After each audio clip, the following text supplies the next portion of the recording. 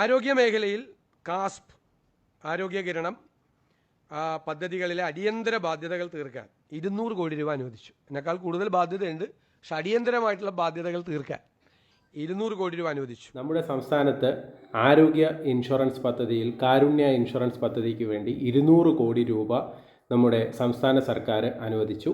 അതാണ് ഇപ്പോൾ നിങ്ങൾ മുഖ്യമന്ത്രി പറയുന്ന വാക്കുകൾ വീഡിയോയ്ക്ക് മുമ്പേ കേട്ടത്. അപ്പോൾ നമുക്ക് കാരുണ്യ ഇൻഷുറൻസ് പദ്ധതിയെക്കുറിച്ച് നിരവധി ആളുകൾ ഇതിനെക്കുറിച്ച് സംശയം ചോദിക്കുകയും ഒരുപാട് തെറ്റിദ്ധാരണ ഉണ്ടാക്കുന്ന മെസ്സേജുകൾ നമ്മുടെ സമൂഹത്തിൽ പടർന്ന് പിടിക്കുകയും ചെയ്തിട്ടുണ്ട്. എന്നാൽ ഇപ്പോൾ അതിനെല്ലാം ഒരു അന്ത്യം കുറിച്ചുകൊണ്ടാണ് മുഖ്യമന്ത്രിയുടെ ഈ വാക്കുകൾ വന്നിരിക്കുന്നത്. അപ്പോൾ നമുക്ക് ഇപ്പോൾ ഈ കാരുണ്യ ഇൻഷുറൻസ് പദ്ധതിയിൽ നിലവിലുള്ളവർക്ക് ഇപ്പോൾ നമ്മളെ ഗവൺമെൻറ് ഹോസ്പിറ്റൽ വഴി സൗജന്യമായിട്ട് ചികിത്സ ഇപ്പോൾ പുനരാരംഭിച്ചിട്ടുണ്ട്. ആ വിവരമാണ് നമ്മൾ ഇന്ന് വീഡിയോയിലൂടെ ചെയ്യുന്നത്.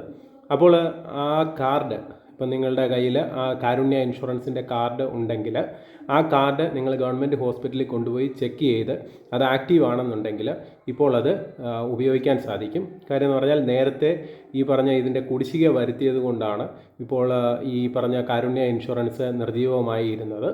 എന്നാൽ ഇപ്പോൾ നമ്മുടെ സർക്കാർ ഇപ്പം ഓണത്തോടനുബന്ധിച്ച് 200 കോടി രൂപ അതിലേക്ക് കൊടുക്കുകയും തുടർന്ന് ഈ കാർഡ് ആക്റ്റീവ് ആകുകയും ചെയ്തിട്ടുണ്ട്. എന്നാൽ ഇതിന് പുറമെ നമ്മുടെ സംസ്ഥാനത്ത് ഇനിയും വരാൻ പോകുന്നത് വലിയ ഒരു ഇൻഷുറൻസ് പദ്ധതിയാണ്. അത് നമുക്കെല്ലാവർക്കും അറിയാം. ഇപ്പോൾ സർക്കാരിൻ്റെ നമ്മുടെ വോട്ടിനോടനുബന്ധിച്ചിട്ടുള്ള പ്രഖ്യാപനത്തിൽ അവരുടെ ഏറ്റവും വലിയ ഒരു മാനദണ്ഡമായിട്ടായിരുന്നു കൊണ്ടുവന്ന ഒരു പദ്ധതിയാണ് 25 ലക്ഷം രൂപയുടെ ഇൻഷുറൻസ് പദ്ധതി എല്ലാ ആളുകളിലേക്കും എത്തിക്കുക എന്നുള്ളത്. അപ്പോൾ അതിനുവേണ്ടി കഴിഞ്ഞ ബഡ്ജറ്റിൽ നമ്മുടെ ബഹുമാനപ്പെട്ട മുഖ്യമന്ത്രി തന്നെ അതിൻ്റെ പ്രാരംഭ സ്റ്റഡികൾക്ക്, അതായത് DPR വർക്കിനും മറ്റിനും വേണ്ടിയിട്ട് 10 കോടി രൂപ അനുവദിച്ചിരുന്നു. അപ്പോൾ ആ 10 കോടി രൂപയും കൊണ്ട് ഇപ്പോൾ അതിൻ്റെ കാര്യങ്ങൾ സ്റ്റാർട്ടായി തുടങ്ങിയിട്ടുണ്ട്. അപ്പോൾ ഏകദേശം നമ്മുടെ അടുത്ത വർഷം 2027 ഏപ്രിലോടുകൂടി ഈ പദ്ധതി നമ്മുടെ സംസ്ഥാനത്ത് നിലവിൽ വരും എന്ന് പ്രതീക്ഷിക്കുന്നു. അപ്പം അതിൽ ആർക്കൊക്കെ ചേരാം എന്നുള്ളതാണ് അടുത്ത് പറയുന്നത്.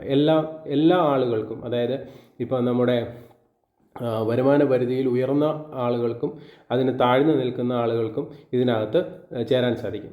വരുമാന പരിധിയിൽ താഴെ നിൽക്കുന്ന ആളുകൾക്ക് ഈ പദ്ധതിയിൽ സൗജന്യമായിട്ടും വരുമാന പരിധിയുടെ മുകളിൽ നിൽക്കുന്ന ആളുകൾക്ക് ചെറിയൊരു പ്രീമിയം അടച്ചുകൊണ്ട് ഈ പദ്ധതിയിൽ ചേരാൻ സാധിക്കും. നമുക്കറിയാം, നമ്മുടെ സാധാരണക്കാരുടെ ആളുകളുടെ ബജറ്റിനെ താളം തെറ്റിപ്പിക്കുന്ന രീതിയിലാണ് ഹോസ്പിറ്റൽ ബില്ലുകൾ വരുന്നത്. അപ്പോൾ സംസ്ഥാന സർക്കാർ ഇങ്ങനെയുള്ള കാര്യങ്ങൾ കൊണ്ടുവരുമ്പോൾ അത് നമ്മുടെ ജീവിത പുരോഗതി തന്നെ മാറ്റിമറിക്കുന്ന ഒന്നാണ്. അപ്പോൾ എല്ലാവരും ഈ പദ്ധതിയെക്കുറിച്ച് കൂടുതൽ ഡീറ്റെയിൽസ് അറിയുവാൻ വേണ്ടി ആഗ്രഹിക്കുന്നുണ്ടെങ്കിൽ നമ്മുടെ വീഡിയോയുടെ കമൻറ്റിൽ വന്നു കഴിഞ്ഞാൽ നമുക്കറിയാവുന്ന കാര്യങ്ങൾ നിങ്ങൾക്ക് ഷെയർ ചെയ്തു തരുന്നതാണ്. അതുപോലെ തന്നെ നമ്മുടെ സംസ്ഥാനത്ത് മറ്റൊരു പദ്ധതിയാണ് നിലവിൽ കാരുണ്യ ഇൻഷുറൻസിലും അതുപോലെ ആയുഷ്മാൻ പദ്ധതിയിലും ഒന്നും ഉൾപ്പെടാത്ത ആളുകൾക്ക് വേണ്ടിയിട്ടുള്ളതാണ് കാരുണ്യ ബെനവലൻറ്റ് ഫണ്ട് എന്നുള്ള ഒരു സ്കീമുള്ളത്. എത്ര പേർക്ക് അറിയാം എന്ന് അറിയില്ല. കഴിഞ്ഞ ദിവസം ഞാൻ ഒരു വീഡിയോയിൽ ചെറിയ രീതിയിൽ അത് ചെയ്തിട്ടുണ്ടായിരുന്നു. അപ്പോൾ നമുക്ക് അതിനെക്കുറിച്ചിട്ട് പറയാനുള്ളതെന്ന് പറഞ്ഞാൽ, ഈ കാരുണ്യ ബെനവലൻറ്റ് ഫണ്ട് 2 ലക്ഷം രൂപയാണ് ഇത് ഒരു കുടുംബത്തിന് വേണ്ടിയിട്ട് കൊടുക്കുന്നത്. അപ്പോൾ ഇത് കാരുണ്യ ലോട്ടറി വകുപ്പിൻ്റെ കീഴിലാണ് ഇതിൻ്റെ കാര്യങ്ങളെല്ലാം വരുന്നത്. അപ്പോൾ ഇത് വൃക്ക രോഗികൾക്ക് 3 ലക്ഷം രൂപയും മറ്റുള്ള ആളുകൾക്ക് 2 ലക്ഷം രൂപയും കൊടുക്കുന്ന ഒരു പദ്ധതിയാണിത്.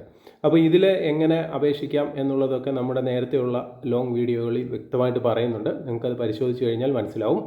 അപ്പോൾ ഇതിൽ നമ്മൾ ഹോസ്പിറ്റലിൽ അഡ്മിറ്റ് ആയി കഴിഞ്ഞ് കഴിഞ്ഞാൽ ഡോക്ടർ നിർദ്ദേശിക്കുന്ന അനുസരിച്ചിട്ടുള്ള കാര്യങ്ങൾ ലോട്ടറി വകുപ്പിൻ്റെ ഓഫീസിലേക്കാണ് നമുക്കത് കൈമാറേണ്ടത്. അതിനുശേഷം അവരത് അപ്രൂവ് ചെയ്തിട്ട് ഫണ്ട് കൈമാറുന്ന ഒരു രീതിയാണ് ഈ പദ്ധതിയിലൂടെ ലക്ഷ്യമിടുന്നത്. അതോടൊപ്പം തന്നെ നമുക്കറിയാം, ഇപ്പോൾ 70 വയസ്സിന് മുകളിലുള്ള ആളുകൾക്ക് ഈ ആയുഷ്മാൻ പദ്ധതി പുനരാരംഭിച്ചിരിക്കുന്നതെന്ന് പറഞ്ഞ് വ്യാപക പ്രചാരണമാണ്.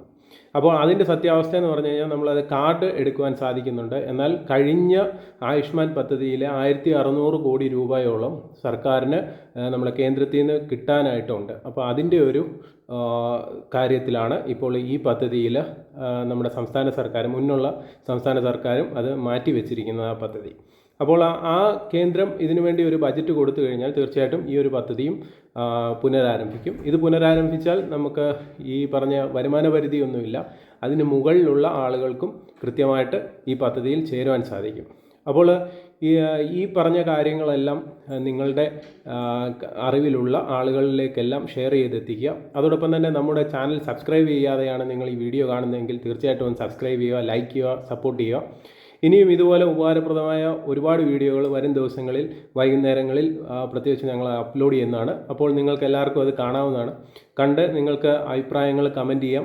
നിങ്ങൾക്ക് ഈ കാര്യങ്ങളെക്കുറിച്ച് ഇപ്പം നിലവിൽ നിങ്ങൾക്ക് ഇൻഷുറൻസ് കിട്ടുന്നവരുണ്ടെന്നുണ്ടെങ്കിൽ ഒന്ന് കമൻറ്റ് ചെയ്യുക.